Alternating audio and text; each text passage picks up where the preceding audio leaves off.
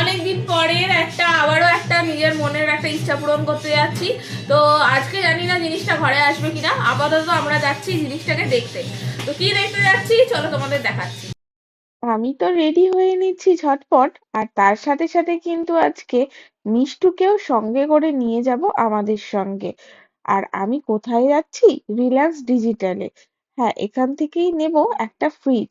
তোমরা যারা আমাদের বড় ভিডিও দেখো তারা হয়তো এতক্ষণে জেনেই গেছো যে আমরা কি ফ্রিজ নিয়েছি। আমাদের একটা ফ্রিজ রয়েছে, তবে সেটা খুব ছোট। আমাদের বাড়ির জন্য একটা বড় ফ্রিজের দরকার, তাই দেখতে এসেছি একটা ডাবল ডোরের ফ্রিজ। তবে এখানে এত অপশন দেখে নিজেরাই বুঝতে পারছি না যে কোনটা ছেড়ে কোনটা নেব। মিষ্টুও তো দেখছিল আমার সাথে সাথে। ওর আর আমার দুজনেরই কিন্তু এই চার পাল্লার ফ্রিজ গুলো বেশি ভালো লেগেছে, যেটা পুরোপুরি আলমারির মতন।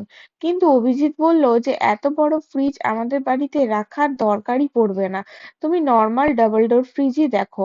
এবং ও নিজেও কনফিউজ যে কোনটা ছেড়ে কোনটা নেব। এত ডিজাইনের মধ্যে আমার তো এটা ভীষণ ভালো লেগেছে, বাট এই প্রিন্টেড ফ্রিজ অলরেডি রয়েছে বলে নর্মাল স্টিল কালারের উপরেই দেখতে লাগলাম। মিষ্টুও চুজ করতে থাকলো কোনটা নেওয়া যায়। আমরা তো একটা ফ্রিজ চুজ করে নিয়েছি, আর তার সাথেই গিফটটাও পেয়ে গেছি।